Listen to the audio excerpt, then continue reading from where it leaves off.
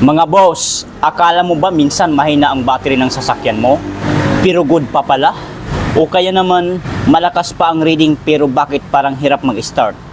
Ngayon, i-check natin itong DIN66 High Amaron High Life Pro battery.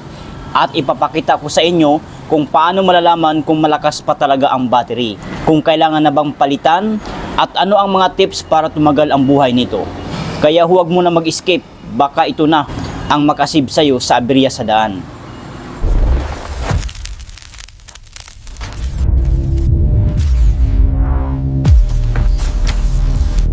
Magandang araw mga boss, ako si Kuya RM at welcome sa tip ni Kuya RM. Dito tayo sa channel na nagbibigay ng battery tips, tutorials at honest review para sa mga motorista. Kung mahilig ka sa ganitong content, huwag kalimutan mag-like, mag-subscribe at i-share para updated ka palagi. So meron tayong battery dito na Amaron High Life Pro. Ayan po, Amaron High Life Pro. So ito ay special type na battery, DIN66 High kung tawagin. Ito ay 74 ampere hour, 12 volts, maintenance free battery. Ibig sabihin, less hassle, hindi na kailangan na tutubigan pa kasi ang battery na ito ay ready to use, maintenance free, disposable. At once na ma-meet ang 2 to 3 years at kung minsan umabot ng 4 years, i-dispose na ang battery na ito.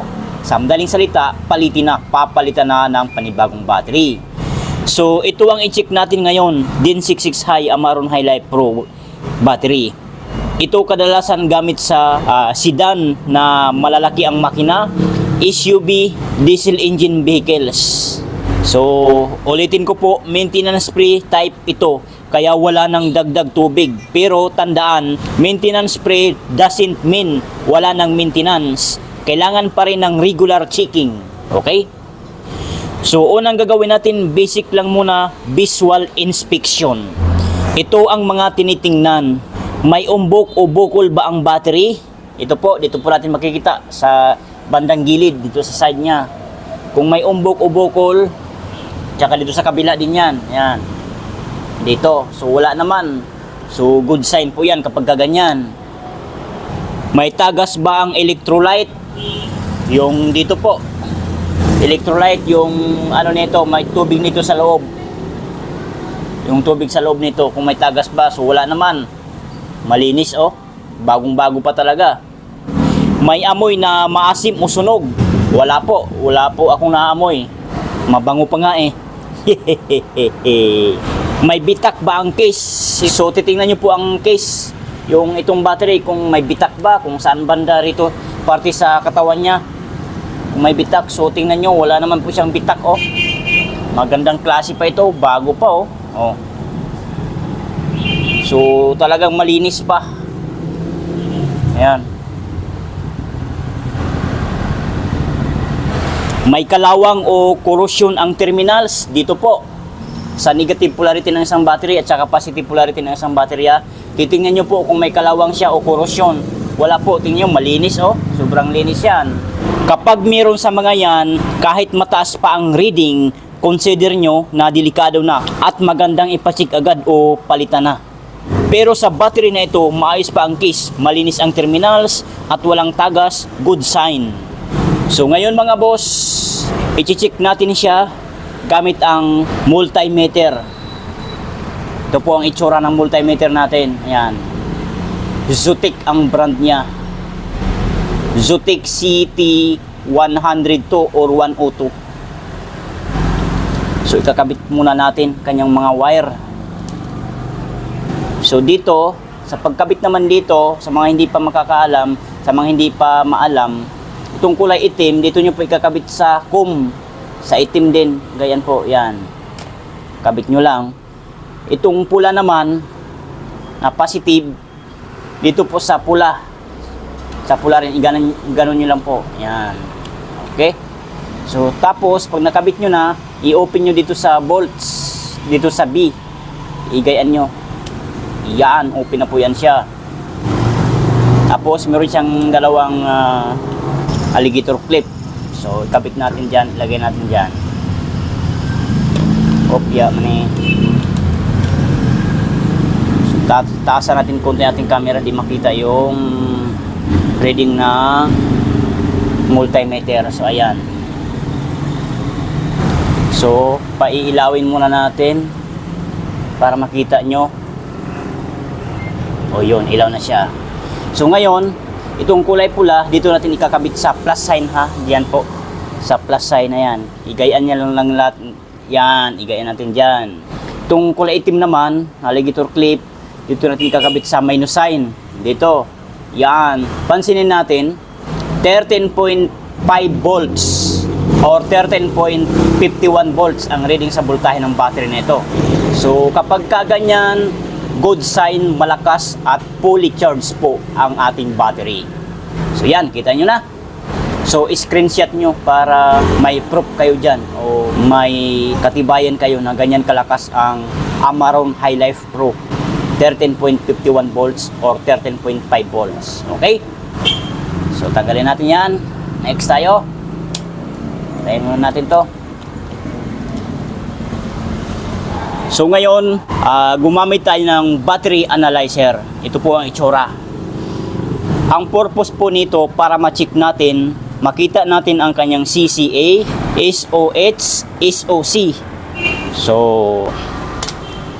unang-una ikakapit natin itong kulay pula na alligator clip dito sa plus sign. Yan, dyan po, plus sign po yan ha. Dito sa pulo ng isang battery, polarity baga. Yan. So, dito naman sa kabila, dito sa minus sign, negative polarity ng isang battery. Ito ang pulo ng battery. Diyan nyo po siya ikakabit. Yan. So, kung pansinin natin, kusang nagto-turn on ang ating battery analyzer. So, ibig sabihin, ito po ay automatic na battery analyzer. Wala ka nang kailangan na i-open pa. Automatic po siya magto-turn on. Once na ikakapit natin tong negative polarity at positive polarity ng ating battery analyzer. Ayan po.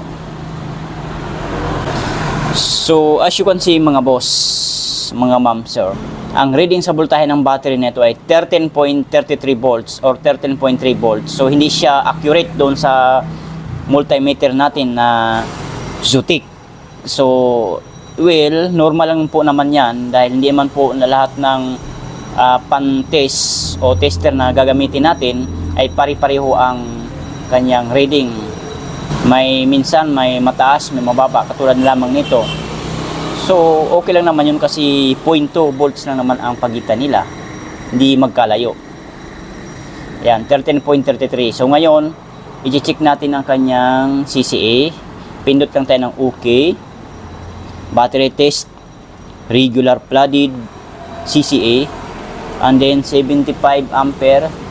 So, sapat na po yan kasi itong battery natin sinecheck ngayon ay 74 ampere hour. Nakasuot naman dito, oh. Ayan. Sa baba, i-adjust ko muna ang camera. Ayan, oh. 74 ampere hour siya. So, wait lang, adjust ko ang camera. Walang tagahawak eh. Mahirap mag-vlog na walang tagahawak. Sa iyo lahat. Okay, sige, yan. So, kahit i-set up pa natin siya ng 74 ampere hour, wala po. Ano lang siya, 5 volts lang pagitan niya. Pag 65 na yun, pag i-adjust mo, 75, 70, 75, 80. So, 75 lang po tayo bawasan natin. So, ayan, okay na po yan. So, iti-testing na natin siya. Ayan. So, huwag kukurap ha. Pansin natin. Boom! Pansinin natin mga boss, mga ma'am, sir. Good battery, 745 CCA, 13.33 volts, SOH, ibig sabihin po ng SOH, state of health 100%. Ang SOC, ibig sabihin, state of charge 98%. Ang R, ibig sabihin ng R ay resistance 4.03. So, good battery. So, green na green ang light indicator ng ating battery analyzer. So, nagpapahiwatig na talagang malakas at full charge ang ating battery. Goods na goods pa po ito, hindi pa po sira. Ayan. So, screenshot nyo ulit para may proof kayo, may katibayan kayo na ganyan kalakas ang ating battery. Ayan po. 745cc yan ha. Ayan. So, ang status niya ay good battery. Ayan. So, ibig sabihin nito, malakas pa sa starting current, fully charged ang kondisyon, healthy pa ang plates, wala pang sign ng paghina. Kaya sa ganitong reading, masasabi natin na good battery pa talaga. Okay? So tanggalin na natin 'to. Ayan. So ngayon mga boss, para sure at professional ang ating pag-check ng battery, mag-second opinion tayo. Baka sabihin ng iba dyan na i-load test mo. Yun ang totoong pag-check ng battery. So ngayon, gagawin natin. SB52 ang ating gagamitin. Magandang klaseng battery load tester, mamahalin. Ito po ang itsura. Ayan. Ayan po, ang tester na ito. Dito natin malalaman kung gaano kalakas itong battery na ito. Okay? So ngayon, papaliwanag ko muna ng madalian are. Ito. Itong DC amps, ibig po sabihin ng DC amps, direct current amperes. Yung amperahe baga ng battery. Ampere hour baga. So dito naman sa kabila, may DC volts. Ibig sabihin direct current voltage. Yung voltahe baga ng isang battery. Okay? So kakabit na natin to. Kanya mga alligator clip ito. Malalaki yung kanyang alligator clip. Panghiganti.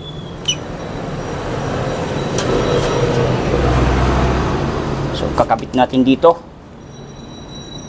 Ayan. Sa positive. Positive po yan ha. Dito naman sa kabila, sa negative. Ayan. So nakakabit na po yan pareho. Ayan.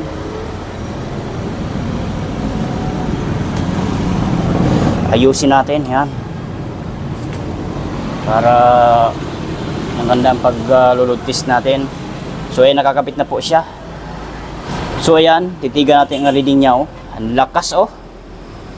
13.5 volts dito oh. Lakas yan kapag gaganyan oh. Oh. 13.5 volts. So ngayon, i-explain ko ulit. Dito sa direct current amperes sa DC, itong arrow, nakita nyo ang arrow, di ba? Pumapalo yan, ipapalo natin ng mga 200 ampere. 200 ampere hour po. Okay? So, maliwanag. Dito naman sa kabila, may arrow din siya sa DC volt sa direct current. Itong arrow na ito, pag iikutin na natin to, iloload test na natin to, pag itong arrow na ito ay mananatili dito sa 11 volts or 10 volts or 9.8 volts, ibig sabihin malakas po itong battery na ito. So sana maliwanag. Pero may pero na naman tayo ulit. Itong arrow na ito, kung yan po ay magda-drop dito sa 9 volts, 8 volts pababa, bad po ang nakalagay dito. Ibig sabihin, sira po itong battery na ito. So, gets? Sana maliwanag. So, ngayon, ilo-load test na natin ito.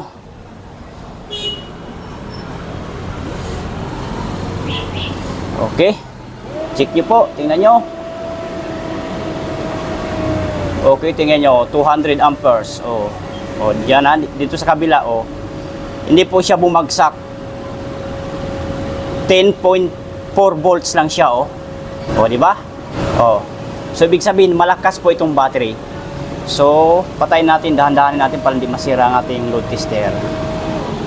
So, ayan. Oh, di ba? Kita nyo naman.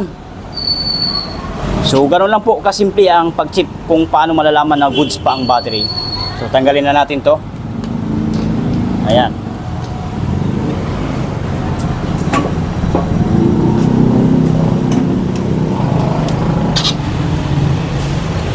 Ngayon, tutorial part tayo. Paano mo malalaman kung malakas pa ang battery mo kahit wala kang tester?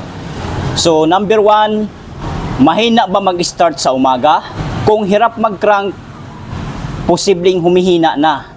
So, number 2, dimming lights. Kung lumalabo headlight, pag naka-AC o sound system, sinyalis yan. So, number 3, battery indicator sa panel. Pag madalas umiilaw, may problema sa charging o battery health. Number 4, mabilis ma-drain kahit bagong charge. Ibig sabihin, mahina na mag-hold ng karga ang plates.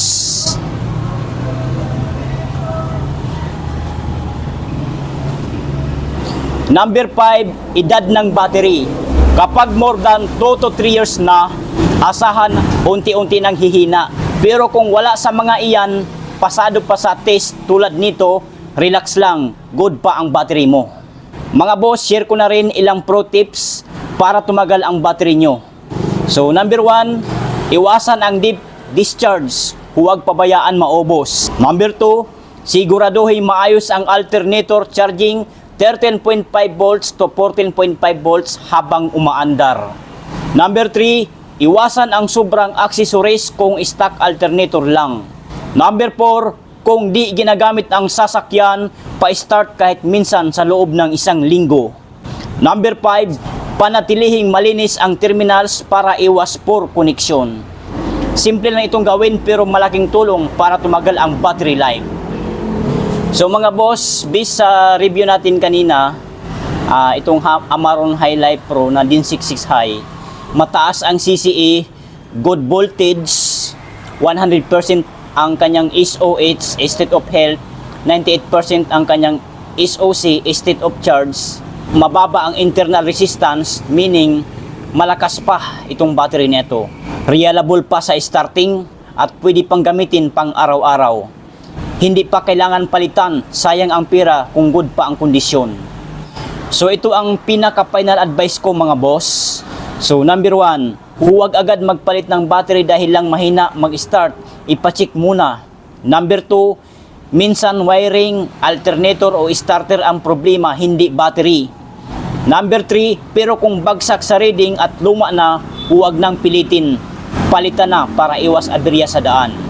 So kung may tanong kayo tungkol sa battery, comment lang sa baba.